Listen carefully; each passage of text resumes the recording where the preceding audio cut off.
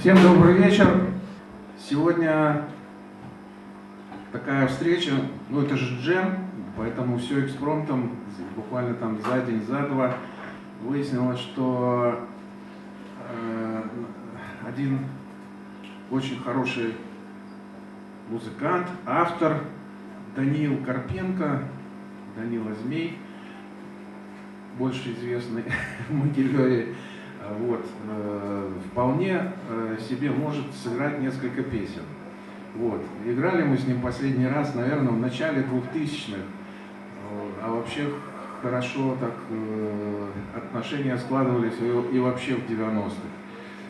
Вот. И поэтому я, наверное, сейчас начну, как это, сам, бля, без ансамбля.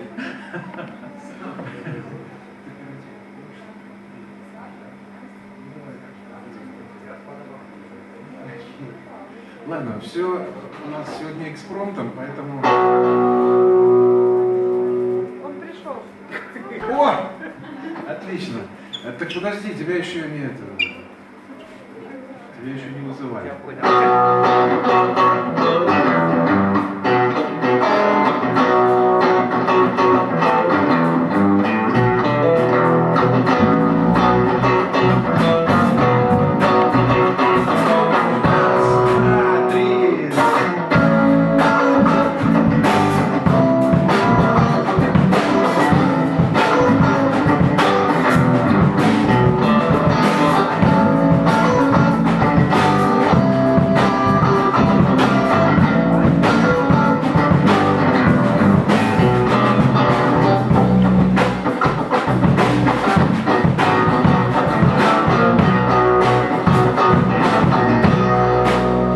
Что за жизнь с пиротехником, фейерверк, а не жизнь? Это адская техника, подрывной реализм.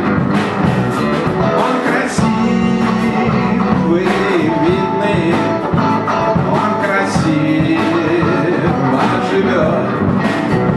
Только он, очевидно, очень скоро помрет. На народном гулянии озарив небосклон, пиротехникой ранее будет корчиться он. На народном гулянии озарив небосклон, пиротехникой ранее будет корчиться он. Я продам свою дачу, гардероб. Эти деньги потрачу на березовый гроб. И порыв ночной площади, и монарх, миссис Стоп. Машины, не лошади, повезут его гроб. Скажут девочки в клубе, я не романтик, я пиротехник не будет, пиротехник погиб. Скажут девочки в клубе,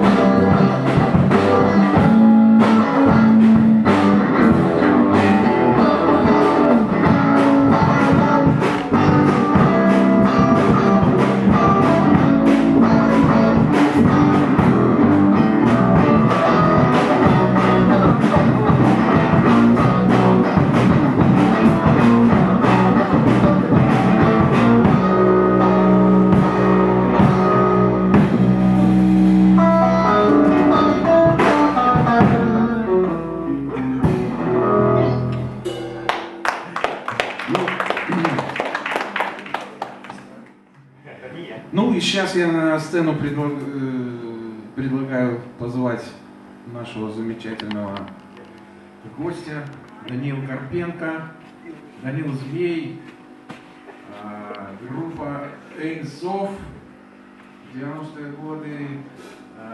Это было давно. Подожди, как же это? Джад, что там делал? Интервенцию или... Это Саша группа была. Подожди, как она называлась? Интервенция Джа. Интервенция Джа. Сани Клайда группа, где Данил играл на басу. Вот, это была регги эпопея. Так, ну Данила сам что-нибудь скажет, должен сказать. Да, это было очень давно, это было здорово. Мы с Юрой тогда познакомились у него в его прекрасном доме, в его прекрасной бане в городе Белыничи. Там все это начиналось. Кстати, про пиротехнику я там первый раз и услышал. Это было лет 30 назад. Это стопудово. Ну, может быть, 28. И такие уже не старые. Очень рад всех видеть. Я на самом деле на сцене первый раз за много-много лет. Но есть два правила, да, настоящего музыканта. Во-первых, новые песни пишет те, у кого старые плохие. Вот, а репетирует тот, кто не умеет играть. Поэтому... Извиняюсь, если что. Со мной прекрасные музыканты, это крылья. Я думаю, что они развернутся. Так, тебе надо. Восьмой? У тебя там выйдет? Дарик, да? Пошел. Так, Я долго петь не буду, потому что на самом деле оно хорошо, когда понемножку, потому что если я начну лжать там, и что-то с себя вытягивать, там какие-то самые, то это будет на самом деле не очень красиво по отношению к вам в первую очередь. Но мы сейчас попробуем.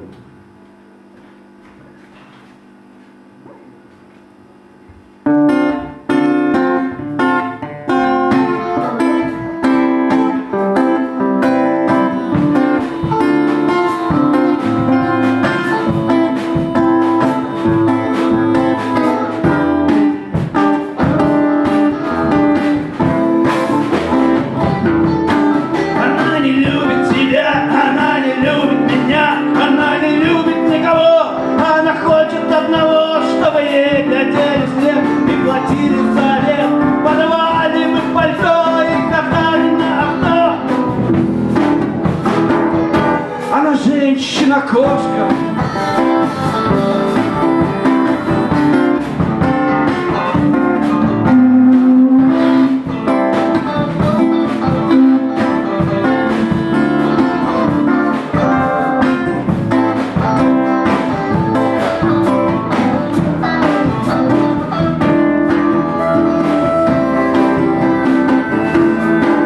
У нее красивый дом, цветами столов, прямая, модный макияж. Она смотрится в трильяж и понимает, что стареет.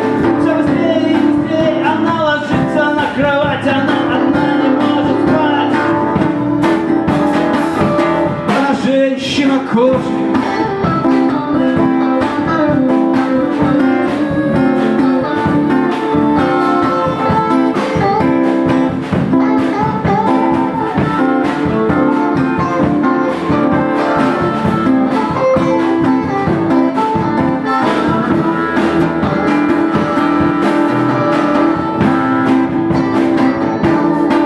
Она хватает телефон, а нет уверенности в том, что кто-то сможет ей помочь.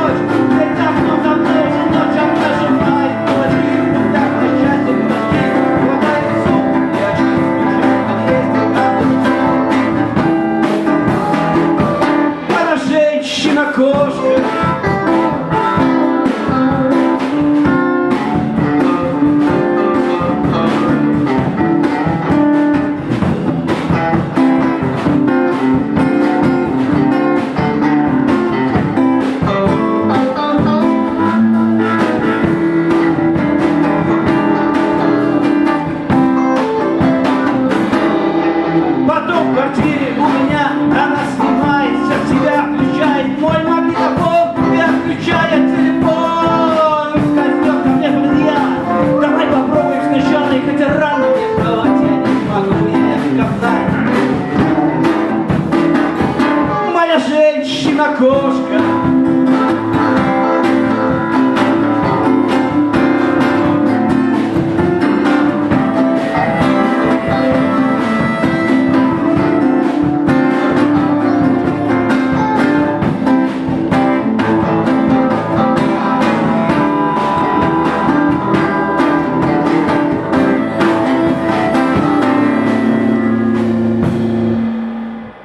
Такая несвязная кода. Спасибо. У нас что-нибудь получается? Можно чуть-чуть потише даже петь, тогда отжал. Петь? Я петь не могу потише. Я когда себя плохо чувствую. Есть люди, по которым дорога память. То есть я достаточно как музыкант давно так, в бозе. А есть люди, которые, их не стало просто, а есть у них были песни, которые имеют право на существование дальнейшее. И их должны петь.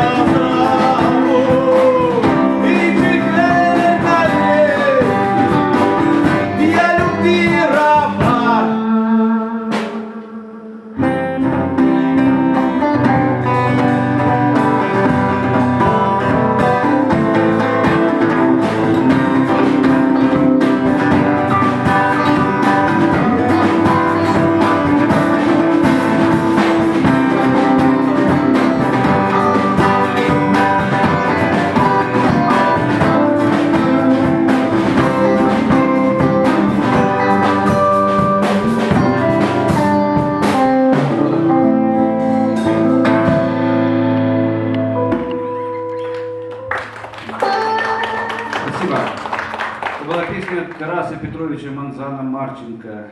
Группа называлась «Знамя юности». Трагически погиб, утонул.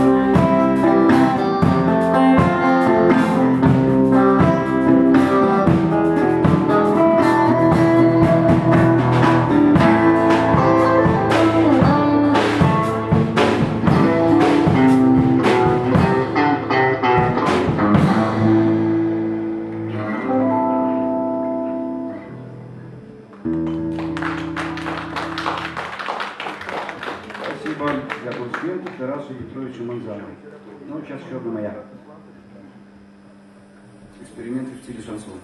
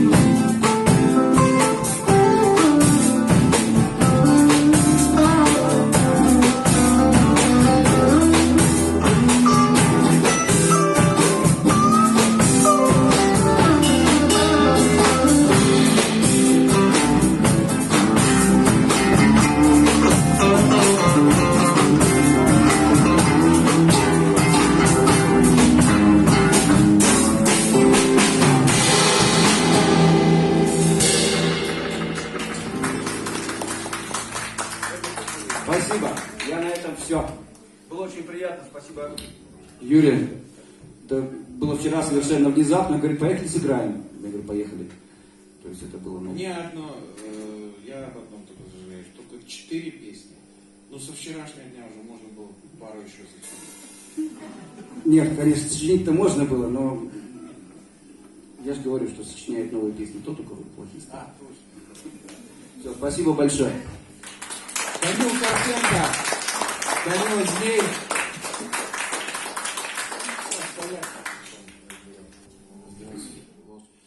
Спасибо огромное Данилу Карпенко.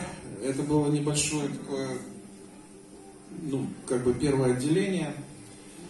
Вот. Поскольку сегодня джем, а джем больше соответствует понятию блюзовому, я на сцену хотел бы позвать следующего нашего гостя. Сейчас я хочу пригласить на сцену Артема Кричевского.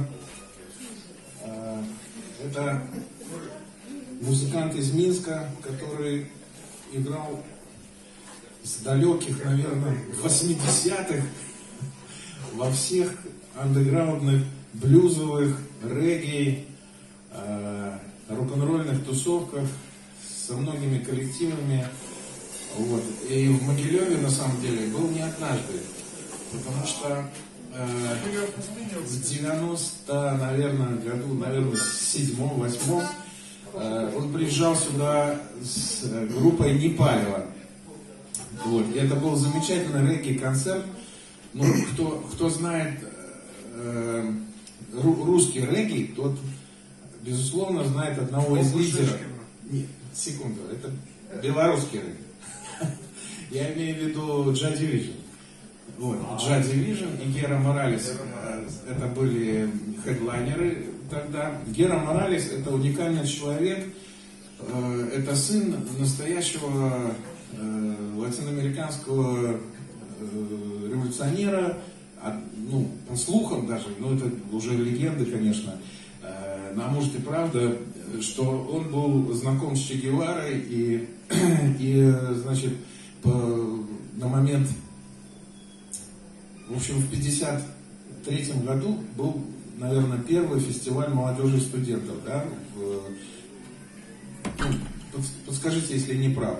Ну, вот старожилы должны знать. Ну, короче, это было супер событие, когда впервые иностранные студенты...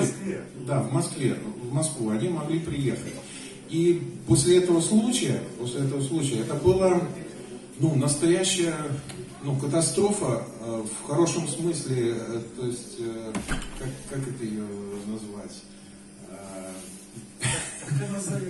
Нет, это была волна рождаемости чернокожих мальчиков. И вот в этой ситуации после 1953 года родился Гера Моралес. Да, и это факт, это настоящая легенда, да. Вот, и мама его воспитала уже там, я не знаю, налаживали они там связь с отцом, или он там тоже вместе с Че Геварой ушел в горы, там это неизвестно. Но факт то, что со временем у Геры Моралеса проснулась настоящий зов крови, и да, и он создал замечательную группу Joy Division, вот, с которой вот в 97 году приезжал в Могилев, 6-7, где-то примерно так. И из Минска такие приехали тоже нормальные белорусские хедлайнеры, назывались они Непалева. И это название меня, конечно, просто умиляет, потому что на самом деле до этого была группа у такого культового человека Бобы Шишкина, панк-группа, она называлась Палево. Всем понятно, что такое палево, на русском сленге, а плюс еще белорусский двойной смысл. Олег, как раз дошла очередь на твою тему. Да, если добавляется белорусский такой подтекст, ну, палево это топливо, как бы, да, и такой двойной смысл, ну, то есть или по-белорусски палево, или палево как, ну, что-то такое опасное там, вот, и была такая панковая группа у Бобы Шишкина, да, а потом, когда он заболел регги, то есть, ну, возник вопрос, как назвать группу. Все очень просто, но если предыдущая была палево, то это не палево. И вот под этим названием Артем первый раз появился в 96-97 году. Замечательный концерт в ДК, которого уже нет. Называли его в народе Дункин клуб, типа Данкин клаб Могилевский. Вот. А на самом деле, кто подскажет, как правильно назывался ДК? Дом культуры Швейников. Вот.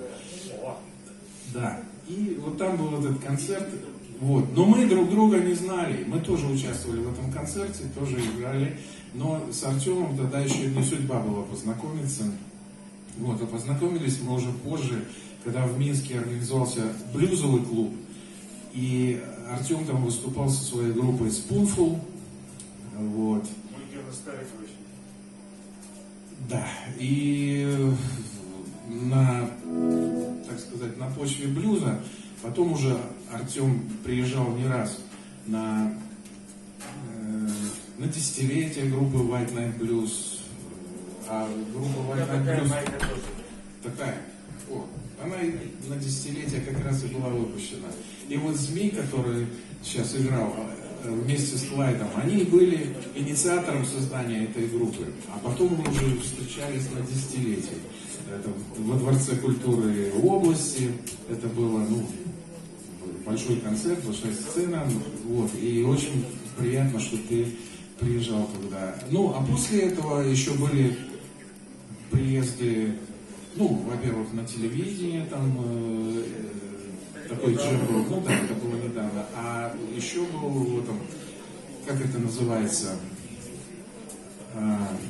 подземелье, короче, такое, где Ваня Политон был администратором. Короче, да, это почти родной для Могилева человек. Вот. И сейчас я предлагаю сыграть немножко по блюзу. Вот. А обычно, в старые добрые времена мы начинали такой, как бы, интро.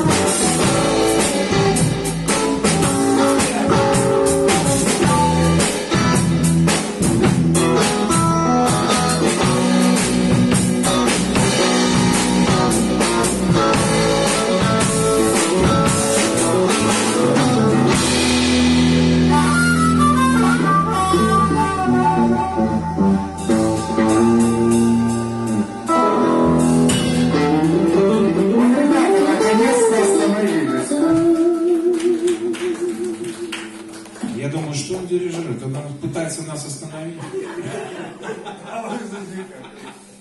Нет, супер. Ну, хорошо. Ну, я предлагаю взять тебе микрофон.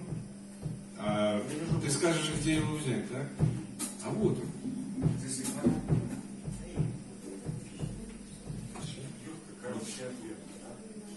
Я даю там буквально вот так.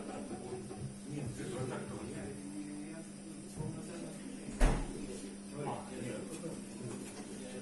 Ну, это джем, ребята, извините, понемножку.